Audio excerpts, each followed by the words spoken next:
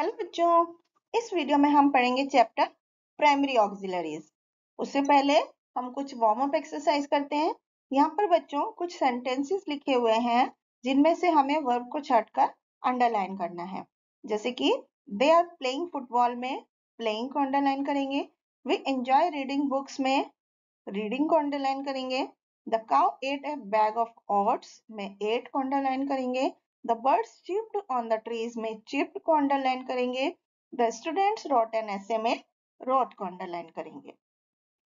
तो बच्चों auxiliary verb क्या होते हैं? ऑक्सिलरी हेल्पिंग वर्ब होते हैं। तो ये मेन वर्ब के साथ यूज किए जाते हैं टेंस बनाने के लिए या वॉइस बनाने के लिए, जैसे कि मॉडलिटी और क्वेश्चंस के लिए। तो बच्चों दो तरह के ऑक्सिलरी वर्ब होते हैं, प्राइमरी ऑक्सिलरीज और मॉडल ऑक्सिलरीज। प्राइमरी ऑक्सिलरीज है जैसे बी, हैव, डू, ये प्राइमरी ऑक्सिलरीज है। और मॉडल ऑक्सिलरी जैसे जो शब्द होते हैं can, could, may, might, should, must, use to, need, इस तरह के वर्ड्स मॉडल ऑक्सिलरीज में आते हैं। तो प्राइमरी ऑक्सिलरीज में बी वर्ब, बीइंग वर्ब जो होते हैं उसमें प्रेजेंट टेंस में इज आर एम यूज करते हैं और पास्ट टेंस में वाज वर यूज करते हैं। डू ऑक्सिलरी वर्ब में डू या डज प्रेजेंट टेंस में और डिड पास्ट टेंस में। हैव में हैज हैव प्रेजेंट टेंस में और हैड पास्ट टेंस में यूज करते हैं। जैसे कि बीइंग वर्ब में I am sitting here, I am checking your homework, और he is singing, she is dancing, ये इज आर एम के यूज हो गए। They are reading, they are writing, ये सभी प्रेजेंट टेंस के यूज हो गए। पास्ट टेंस में he was teaching, they were studying, ये आएगा। तो बच्चों कंटिन्यूअस टेंस के फॉर्मेशन के लिए भी इनका यूज किया जाता है। जैसे sister is baking a cake, I am playing, the door was opened by Rohan. ये और ये जो काम करने वाले के एक्शन को ज्यादा इंपॉर्टेंट किसने किया वो दिखाने के लिए भी। जैसे the missing phones were found.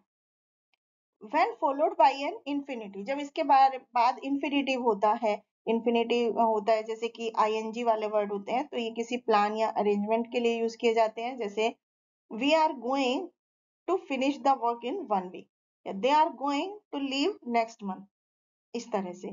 और ये किसी कमांड को दिखाने के लिए भी यूज किए जाते हैं। जैसे you are to resign right now, you are to see the doctor at once। अब हम डू, डज और डिड के प्रयोग को देखते हैं कि does Natasha gate up early in the morning, एक सिंगुलर के साथ हम डज यूज करते हैं प्रेजेंट टेंस में और डू यूज करते हैं प्लूरल के साथ। जैसे do all planes land at this airport, और सिंगुलर के साथ जैसे Natasha does not get up early in the morning, ये सिंपल सेंटेंस हो गया। All planes do not land at this airport, ये नॉट वाला सेंटेंस हो गया।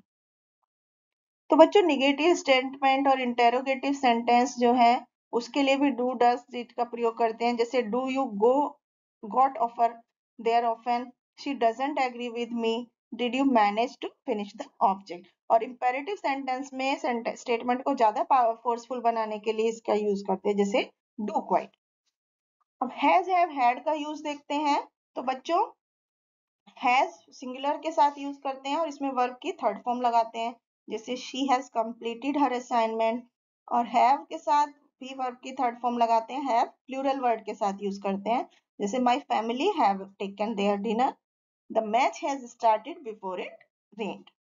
तो परफेक्ट टेंस में जनरली हैव लगाते हैं, और जैसे the artist have painted beautifully, the baby has slept, she had taken her breakfast before she went to office।